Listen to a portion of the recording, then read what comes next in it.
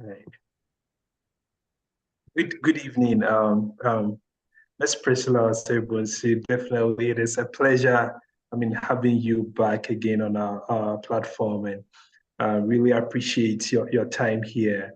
And so, for today, we have Ms. Priscilla Sebunsi, who will be talking to us about how social media impact our mental health, our mental well-being. And so, before I start, I will do a quick introduction, and then we can jump into our discussion for today. So, Ms. Priscilla Sebonsu is a clinical psychologist at the Village of Hope, a non-governmental organization at the Gomwa Fete. She holds an MPhil in clinical psychology from the University of Ghana and also works as a research assistant, for the International Association for Suicide Prevention, a leading suicide prevention organization involved in developing national suicide response strategies across African countries. Her research interests are in developmental psychology with a particular focus on child and adolescent mental health, emotion regulation, and suicide. So once again, it's a pleasure to have Ms. Priscilla for our discussion today. And today we have a very interesting discussion on social media and mental health. And we know that in our world today, social media plays a very huge role in our lives, whether that is for a news update or checking up on our family and friends. And so we want to really understand how this social media can impact our mental health and mental well-being. So with Ms. Priscilla, one of our main questions that we have is, okay, what do you think social media, or how do you think social media affects individuals' mental well-being, both positively or negatively? Okay, thank you, and good evening, good afternoon, good morning to whoever is listening to us. Thank you for this opportunity once again. It's always a pleasure to work with OKB Hope Foundation. So social media, it's a big thing now because, we know that the world is like a global village and things are easier. You get to talk to people, who are miles apart. And then, so before I come to your question, it's important for us to know the WHO definition of mental health, which is a state of well-being in which the individual realizes his or her own abilities, can cope with the normal stresses of life, and can work productively. So if you're able to work productively or fruitfully, then you're able to make a contribution. So social media, it's like, they say that human beings are social animals, which means that we don't live in isolation, you see. So social media now is like a place where what was existing before has been just rebranded, if I may put it in another light, where we share ideas and stuff like that. So definitely there are positives and negatives. Some of the positives are in the interconnectedness, like the COVID-19, time where there was lockdown all over, where we could not meet physically. We realized that, wow, social media is a great thing. And I know that Zoom had a lot of profits at the time because school, everything was social media. So education, even as psychologists, we use all these avenues as telehealth, platforms to educate people. And then also you're able to sell, market yourself with LinkedIn, market your business, reach a number of people, education like mental health awareness. So social media is a great thing. It's a great thing because the information there is a lot and you get to know so much that's going on. So just, you get to find shared interest, information for, life and personal growth, personal development, group growth, etc., etc. Now let's come to the disadvantages.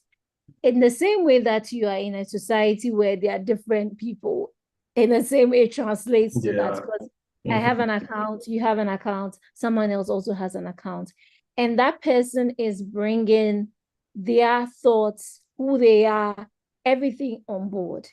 So it's just an avenue to disseminate who they are, simply put. So what are they standing for? all of those things can affect you. So sometimes you just, some pop-up, all kinds of information that are not, relevant to you will come up. Some pornographic sites. People have a lot of issues with that. And then also cyberbullying is a major thing. And then insecurity issues, fear of missing out, and a whole lot. So those are some of the negative things. And then addiction, then poor sleep for students. They can stay on TikTok, on Twitter, following trends, and they're not able to focus. And the attention issue is the number one thing now. Whether you're a student, whether you're a worker, it's crazy. Yeah. Wow. So those are Wow. the positives and negatives. Yeah. Wow. Thank you so much for this explanation. And yeah, I mean, I have a lot of questions to ask, and I think we would deep dive into some of these topics on the fear of missing out, cyberbullying later in our conversation. But really, I guess there has been the rise where people sort of, post their life update on social media. And I guess I believe that also sort of maybe positively or negatively can impact, other individuals who are following that particular person. So I guess my other question is, how can individuals find themselves comparing their lives to a carefully curated content of others on social media? And what impact can that have on their self-esteem and mental health? Okay. As for comparison, it's always, a part of individual, because you see other people, you see their prowess, their strengths, what they are good at. So comparison story on social media nowadays is quite high, because the world is digital now. Everything is put online. So especially for LinkedIn, and I probably would refer to LinkedIn a lot, because a lot of people talk about how it affects, them emotionally, especially in a society or in the wake of unemployment worldwide, and especially for low and middle income countries. So you see somebody, I just got opportunity to, attend some Harvard law school, this, and you're even struggling to even, get maybe a secretarial job. In that instance, we can say that the person's feelings is legitimate, So constant, Instagram likes and all these contents, for example, for those who are followers of celebrities, you like Cardi B, you like Joe Metal, you like all kinds of people, and you are following their lifestyle, but you don't know that our individual lives vary to a very large extent. Even if we are twins, the stakes that are involved are different. The kind of reach the person has, the kind of exposure the person has, the kind of followership the person has is because of what they do and what they put out there. And so if you are looking at that to judge your life, it always ends up in poor image. Why am I not good enough? Why am I not eloquent enough? Why is my accent so and so? Because you are hearing information in a day. You can get information from Denmark, from Germany, from France, you name it. So if you look at all these things, they affect the person's image tremendously. So the person is not able to harness their own giftings, their own uniqueness. And in the long run, you miss out on contributing to the world, what you can offer. So yeah, those are some of the things. Wow. And definitely you make a very great point on the LinkedIn, because the way people would even describe their job, it's like, okay, it's what you're describing is way different from what you're doing. So putting a lot of putting a lot of effort, in the wake of personal branding and marketing strategies, etc. Yeah. Wow. And thank you so much for pointing that out. And so my other question was I know you mentioned that earlier on regarding cyberbullying, and I want to know, like, what is cyberbullying, and how does cyberbullying or negative comments on someone's social media profile can affect their mental health? Okay, so cyberbullying is bullying online. Mhm. Okay, so bullying, that's, making mean comments, either physical, and sometimes you can have physical bullying, but for cyberbullying, it's normally the comments that come, on your content that you have put up on your social media page. So let's say you are a cook on YouTube, and you put up your a plan or recipe online, and people will come and comment all kinds of things. So cyberbullying is a constant, the trolls and the rounds that people do when they comment on people's content on social media. And this is very high also among young people, because they are real active users of what? Social media. So bullying the person, talking down on their achievements or what they have done or their physical features, all of that stuff, making fun of, maybe their tone, how they speak, all of those things are, what cyberbullying entails. And it goes down to affect your image, your self-image, because there's one thing that people are really, self-preservation is a big thing for everyone. It's not just even in terms of physical. Let's say there's something happening right now, you want to preserve yourself from harm. You also want to preserve yourself from harm in terms of recognition and how you appear to people. So all those things affect your image, which affects your emotions, how you see yourself. So you can have anxiety. You have people come to you as a psychologist, tell you that I'm not able to post my photos because of a Wow. comment somebody made, or immediately they post the photo, they delete it. Somebody will write something, and a lot of celebrities go through that, and you have a lot of them sharing, and even sometimes they call it clapback, responding to some of the comments, especially when the celebrity doesn't have makeup on. Then it's like, so all the stuff you've been doing, this is your real face, real negative comments. So those things affect the person, increases the risk for depression, anxiety, and even suicide.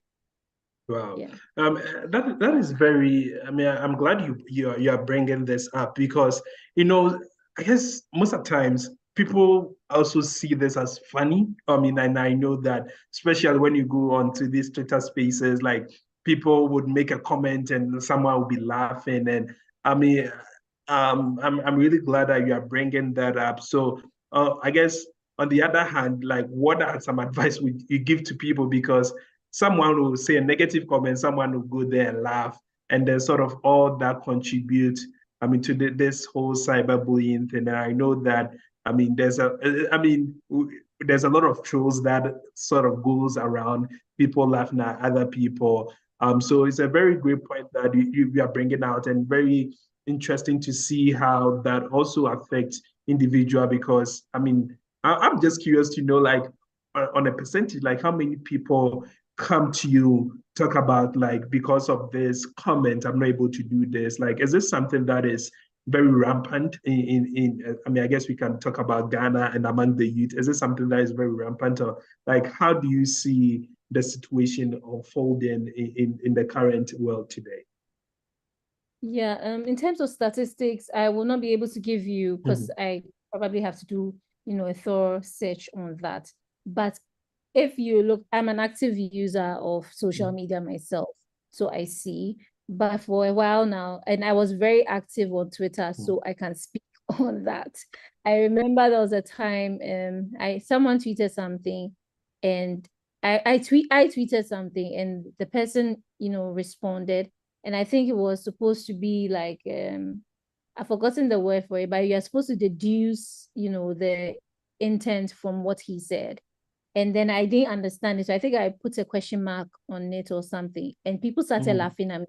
And then someone said that your woman crush Wednesday, it says it's sapiosexual, but couldn't understand this. So it's like they were insulting my intelligence. But I Oh. didn't get such a thing. What are you going to do? It was really hurtful because I was confused. When I sent the question mark, I logged off. So the next time I got online, my timeline was really busy. And I was like, what's going on here? And I realized, and I deleted the post. I deleted the post because it was really hurtful. So for some of these things, okay, you should know yourself. So I realized that for such things, I was not able to handle it very well at the time. But later on, I realized that this person, you have to sort of, if I say develop a tough skin, you probably have heard it before, but it's like a mental, renewal, sort of, for lack of a better word, that, as I said earlier, there are so many people that we interact with in the environment, in our physical interactions. So in our physical, you take it as the same way as you physically interact with people. There are all kinds of people there. Some of them are bullies. So when you have understanding of that, you don't, take it on a personal note. Some of them are just out there to have fun. Yeah. And unfortunately, you fell into that pit. So I started, thinking of it in such a manner. And also knowing that if you are somebody, let's say, you already, maybe you have a mental health disorder, you have a diagnosis, or for over time, you realize that you are a sensitive person. When you get to know who you are, it helps you to know how to relate to such things. So you know that, okay, such a thing is not good for me. I'll stay away from Twitter. I'll probably be safe with Facebook, with Instagram, with where, or I'll just, like some of the social media, you have like Instagram, you choose who to follow you and stuff like that. So measures that, can protect your social space so that you can handle, you're able to handle some of these things. So ignoring some of them is one of the main things. And it's just one of the main things, because if you see that the people are different people and they can do anything at any time, it helps you to manage those things. And then also, if you have a mental health disorder, it will be good to take regular breaks from such, sites, making sure that you are protecting your social space. You can decide to block the person, unfollow such trends that will be able to help you, to maintain your good mental health. Yeah. Thank you so much. Ms. Priscilla, for even sharing some of your, personal story, to showcase the impact of like cyberbullying on people, and really appreciate that. I know we also talked a little bit, or you mentioned about the fear of missing out, which basically, I guess the short form is FOMO. And I would like to know from your perspective, how does FOMO really affect individuals' mental health or their well-being? Okay, so the first thing is that human beings have an innate desire for social connection and belonging. So if you feel like you want to be a part of this, or you want to, also be cool, be, in vogue and everything, it's not a bad thing at all. That's the first thing you need to know. For some people, they be themselves a lot because they feel like, oh, I'm supposed to be hard. I'm not supposed to, like this. No, it's fine. If you want to be a woman crush Wednesday, post your before and after. It's fine. It's fine. But because that innate desire is there, and then again, coming back to knowing that the social media space is for the entire world. And there are people that will not go in a certain way, just take it as a physical interaction, in another form. So when you get to know that, okay, this is all that's going, yourself, coming back to knowing yourself. Yeah. You know yourself that, okay, maybe once in a while, I can decide that I will just, once in a while post myself Woman Crush Wednesday. And some of these things, I'll come to the effects of it. Some of these things are affecting quality relationships, because my boyfriend didn't, it was Wednesday and he didn't post me as his Woman Crush Wednesday, and he probably was busy at work. And so it's like, I'm missing out on the fact that, that inclusive thing, or making you, his star and everything, or putting you on his status, etc., etc. So yes, there's a trend going on. You can ask yourself, first thing, ask yourself questions. How will this trend really benefit me? In what ways? when we were defining mental health, we said that what that it also includes the ability of the person to be what productive and fruitful, make a meaningful contribution to his or her community. So if you are in a place where whatever you're going to engage in is not going to make you productive, fruitful, you probably have to cross-check again that, okay, is this trend really going to make me productive? So you need to ask yourself some hard questions, some real hard questions, because sometimes what you think that it's, cool, or what you think that will bring you that satisfaction may not really be so. It may be like a facade. And then you end up putting yourself at a place where you be vulnerable to all kinds of comments, all kinds of, issues. So social media is great. Relating with people is fine. And also know that some of these trends, I remember the COVID time again, on Twitter, there was a lot of, videos going on. You see a lot of girls. I've forgotten the names because I sort of was on a break on Twitter for a while. But there were a lot of people, posting like real nice girls from different countries. And there was a particular song, on it. Then you probably gather, so like 3 friends will gather, and then, they would do that video and put it out there. I didn't do that. And I'm here. Yeah. Do you get it? But if someone else did that, maybe they were looking for beautiful girls. You do that with your friend. And according to a group of people, you don't meet the standard of beauty. You have just put yourself out there for criticisms where you may probably not ready to handle them. So just really weigh whatever trend or whatever is going on social media. How will this really benefit me and make me, very productive? Of course, I'm not saying that you should not have fun and join on trends, but you need to ask yourself the hard questions and not jump on anything. You need to consider your mental health first before you join anything. Yeah. Awesome. Because that's making me think, when every time when there's like, let's say a new iPhone, a new this, people are trying to, purchase that even if they don't have the means of doing that, and eventually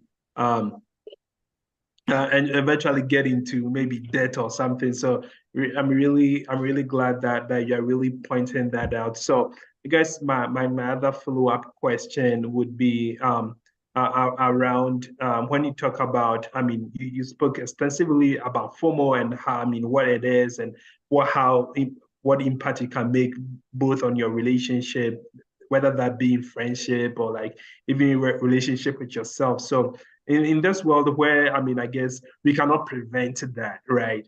The social media, people are just going to show like whatever they're doing, and which would make people think that, what, I'm missing out on this event, or I'm missing out on using this particular product. In this world where we cannot prevent this from happening, how can we manage FOMO? What are some strategies that people can employ to manage this FOMO thing going around? Yeah, so you need to be able to choose some of the things that you want, engage in. Like, of course, there are so many things going on. Okay. And then so you decide that, okay, well, this is fun, this is great. You can give it a try. When you give it a try and you realize that, of course, if you don't give it a try, you wouldn't know what is, really, and this really entails. So you get to know that, okay, this entails A, B, C. I'm interested in this. Okay, I tried it. This does not really, entail the things that I want. Then you know that, okay, if I go into this, this is what the outcome. I'm going to find it difficult, or I'm going to have a problem. So that will help you to know that, okay, this is not going to help me. Do you understand? Because there are so many things going on every single day. Yeah. And if you say you're going to follow every single trend, I remember I read something, let me just bring this in. I remember I read something on how social media is distracting people from their primary responsibilities. So is this a primary responsibility for my life? You get it? So let's say it's maybe let's say it's not something negative, is maybe bathing soap, bathing essentials, facials, whatever. And then you realize, oh, the advertisement is good, it's great, personal branding, everything. I want to try this. I try it and I realize that no, this is not going to help me. Then I realized, okay, it's not really, and some of these feedback help you to know that it's not everything that what you jump on, because I tried A, I tried B, it didn't really work for me. So yes, you always feel like there's something going on and you are not a part of it, and it doesn't make me feel cool and everything. But really, who defines cool? Who defines what's good?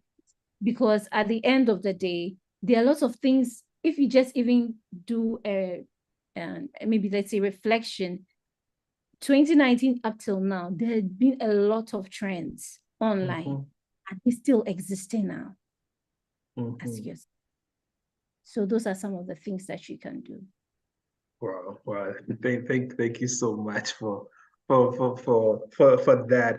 And I know that when we were talking and earlier, you mentioned, or you briefly sort of talked about how people can be also addicted to social media.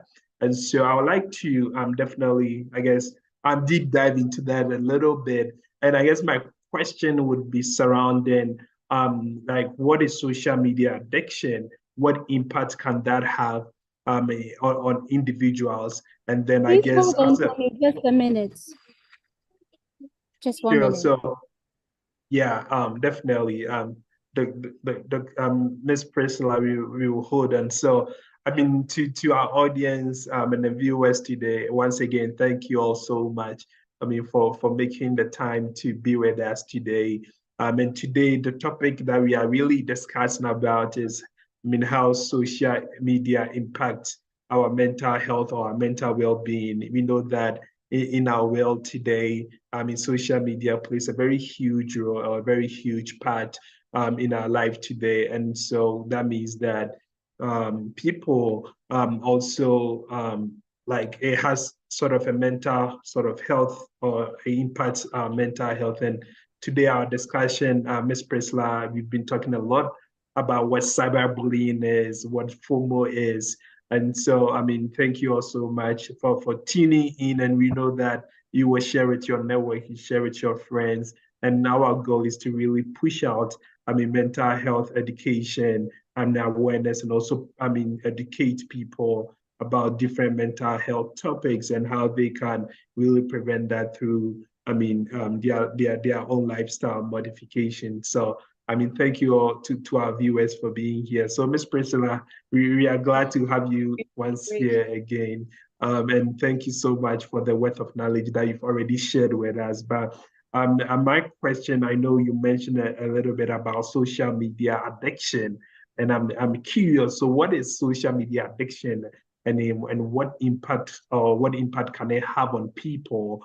And lastly, I guess we will talk about what are some signs and tips that we can see, I mean, for ourselves and also for our friends, because one thing that we want to also do is that we want to, be able to identify some signs and symptoms that can help us help a friend, from really going down that particular path. So, can you talk to us a little bit about, the social media addiction, the impact that they have, and also some tips that we could, explore to not even help only ourselves, but also our friends, as well.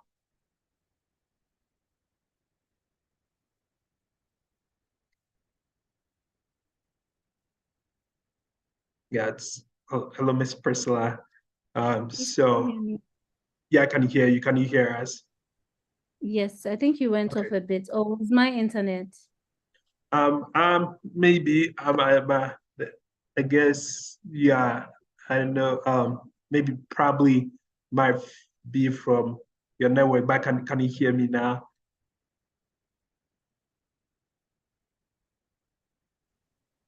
Hello? Yeah, hello. Can you hear me? Yes, I can.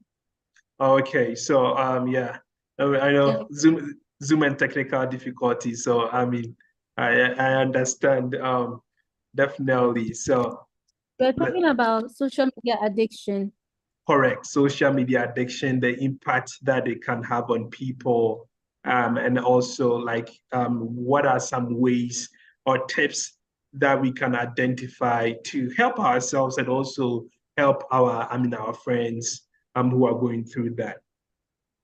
Okay, so yeah, it's a behavioral problem. Social media Mm-hmm. addiction is a behavioral problem where, the person is preoccupied with, social media content, the urge to continually check, their social media pages, TikTok, they are on it morning, afternoon, evening. So that's, their main preoccupation all the time. And as I said, with the social media, I think I was talking about the fact that it takes your mind off your primary responsibilities, your work, your daily grooming, your life, your relationships. So when we say that somebody is addicted to social media, it's a behavioral problem where the person is, mainly preoccupied with social media content, the urge to, continually check their social media. It's always about what is going on my Facebook, Twitter, Snapchat, Instagram, etc.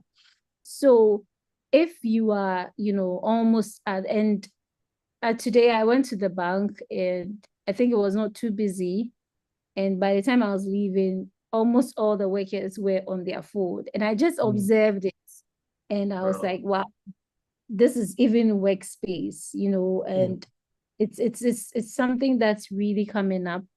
And so first and foremost, if you think that you pay your assessment of yourself, you are really addicted, or you think you're getting addicted, you probably should, first maybe seek professional help.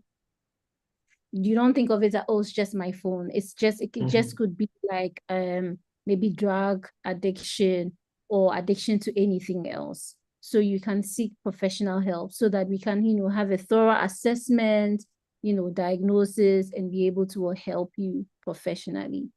And so what are some of the self-help tips that you can do as an individual? You can decide to take breaks, regular breaks, especially with the particular social media that you have a lot of interest in. So let's say if you are almost always on Snapchat or on Instagram, you probably will decide that, okay, I'm going to take 2 weeks break. And why am I starting with 2 weeks break? Somebody would say that, oh, why don't you say 1 month or 2 months, something big? Normally, when you come for therapy and we are going through, the therapeutic process, in every let's say project, or let's say whatever therapy whatever we are doing to help you to solve the problem, we normally start small. It's like giving a drug. Normally the dosage is what? Small. And let's what? Because of the severity, and then they increase it. And when you do that, you are able to set achievable and realistic goals. Because an addiction is not something that is, one day affair, easy to treat. You need to set realistic goals that, okay, before I was on Instagram every single day, but it's been 3 days, I have not checked it. That's a good milestone to celebrate. So you change it, make the changes gradually. So now 3 days, it's been 2 weeks. I've gone to Instagram just twice. That's a thing. Then you see that you're gaining mastery over 1 week, over 2 weeks, over 3 weeks. Then let's try a month. You falter a bit, but that's okay. The most important thing is that you are making progress. So when you take breaks, you must set realistic, achievable goals so that you're able to meet it.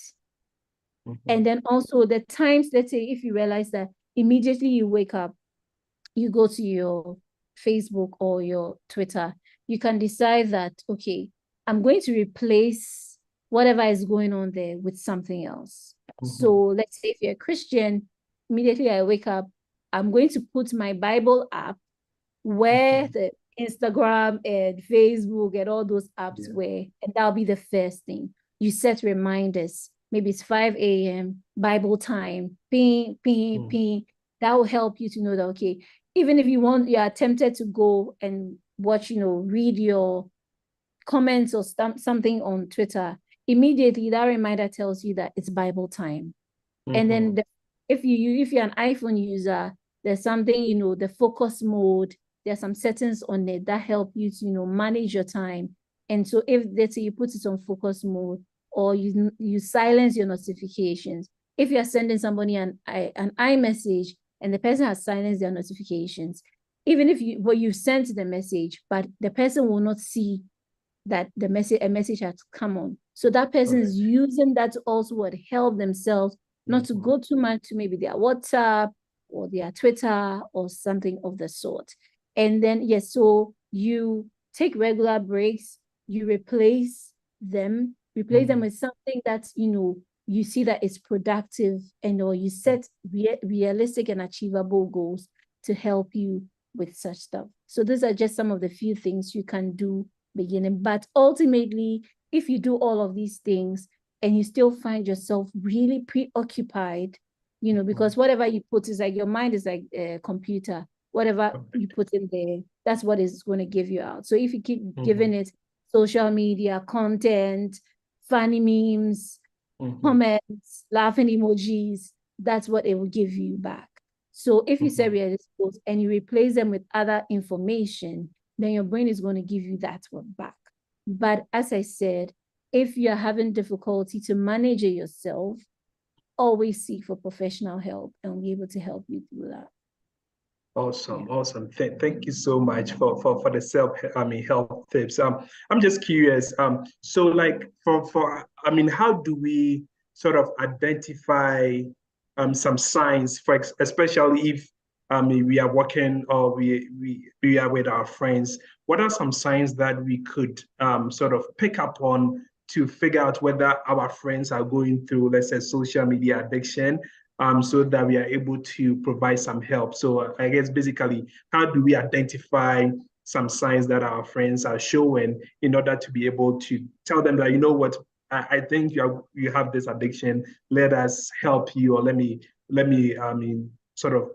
recommend a professional to help you. So what are some things that we can pick on to help a friend out? Okay. This question is I'm not sure. Because I think that's my personal take.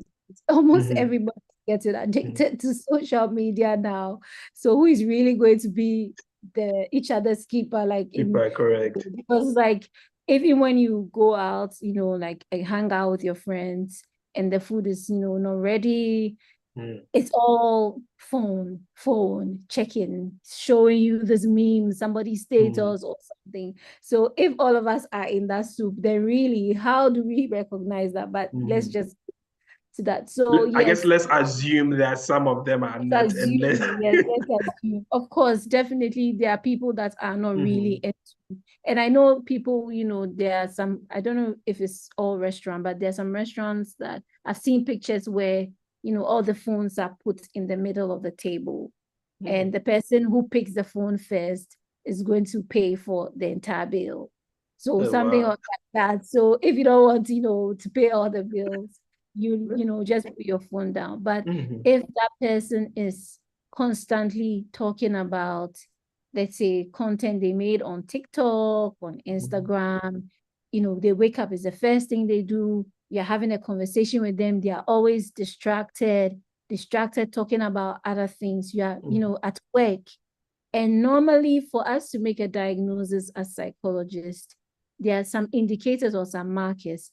Is whatever going on affecting the person's individual, professional, or social life? And if it's significantly affecting that part, so in their individual personal lives, that person, maybe they have, like, they're a student, they are writing their thesis or working on something, but they are unable to finish. They're not able to, meet targets because they are always or almost always engaged in something else. They are creating content, for their TikTok, for their followers, talking about all of those things. So the distraction or not being able to meet targets is one of the things. Distraction. And that's for personal lives. And then work, professional life, they are not, focused at work.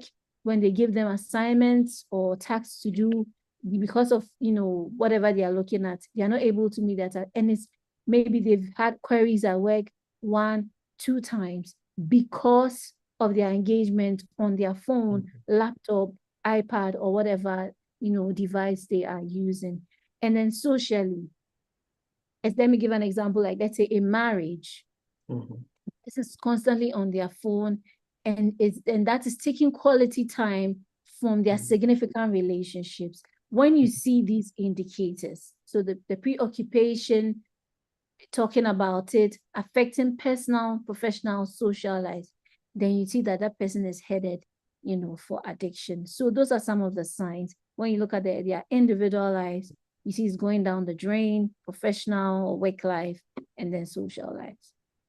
Awesome. Thank you so much. And I know that we are kind of close to time, but I know that we've talked extensively about, like, the negative impact of social media, how it can affect that. And I always like to end on a good note, right? So I like us to talk a little bit about the positive, aspect of social media. And the question would be, how can people use social media, for something positive, or like how can social media affect our mental health or well-being positively? Yeah. Okay. So it's a shared world. That's the first thing you need to know. Like, you go to the bank, you are in a queue, we share almost everything. We share water, etc. And we relate with others. You need that tailor, you need that, marketing manager, you need that job. And I mean, people have great opportunities on LinkedIn and stuff. So that's one of the ways that social media can, help improve your mental health, because you are getting resources that enable you to progress in your personal life, social life, or professional life. So social media is great. It's a place where we have fun, we hear stories, connect with each other. As I was talking about the COVID-19 time, when there was isolation, that was where people, talked about their stories. People seek help. I know there are a number of stories that people, write on social media, that, people go out there, GoFundMe stories. And let me just bring in one of the amazing story I heard about this. There's a photography center, I think the first of its kind in Ghana, called Decan Center. And one photographer I think his page is called Humans of New York. Correct. He wrote a story, and that was in 2021. I read it on Twitter then, and it was amazing. The comments, he gave us like a snapshot of his life in about 15 tweets or something, with pictures. And people, I think it was, I don't remember exactly, but I think it was, a $1 million project or something. I'm not sure of the exact details, but he got the money even more than, and he's become like a leading photographer now, where people can, go and learn and interact. So that's a great thing. That person got opportunity to advance, and not just advance for himself, but for others. And then also so many resources. We go online, we go on YouTube, watch videos. You are an architect, you're a psychologist, you're a doctor. All those videos are great stuff. You're a marketer, yay, great. That is your field, because you need people to see what you're about. And then branding, so like workplaces, almost every organization has a social media account. If you are an organization now and you're not using social media, then I don't know where you're heading towards. That's where everyone is. Correct. Yeah. Somebody will see it on Twitter, on LinkedIn, and stuff, etc. And then also mental health awareness, which has been going on for quite a few years now, which I'm very excited about, because I'm a mental health professional, talking about reducing stigma, the issues about trolling, and all the negative comments that happen. So it's good for information, for personal growth, for belonging, for social connection, and also knowing information really on what to do, what not to do. Sometimes you just go online. What do I do if my AirPods are not working? Yeah. And you're able to get the information. Yeah. So those Yeah. are some of the things. Awesome, awesome. Thank you so much for sharing. And I guess for me personally, I mean, social media is where I try to figure out whether there's some resources that we would need. And so I definitely agree with you that it's really a platform where individuals can get resources to enhance, I mean, their life and even more make an impact in their community or, I mean, their family at large. And so I know that we are like 2 minutes, to time, and I'd like to end with like, okay, what are some final tips you will leave with our audience when it comes to, social media and our mental health, or social media and our mental well-being? Okay. So the first thing I would say is that you don't need to feel bad if you want to belong and, connect with other people because we is largely part of us. When you're alone and then it's like nobody's in the house and like, hey, why is the whole place so quiet? You're looking for somebody, to talk to. So it's not bad.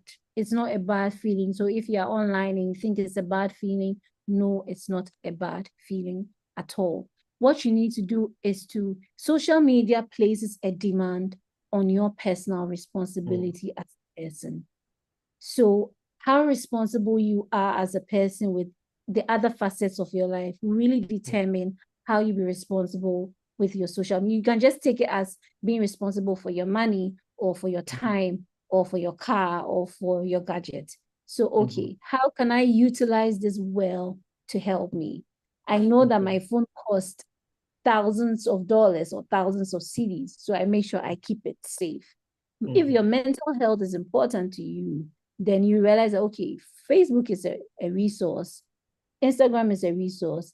It can also be a two-edged sword too.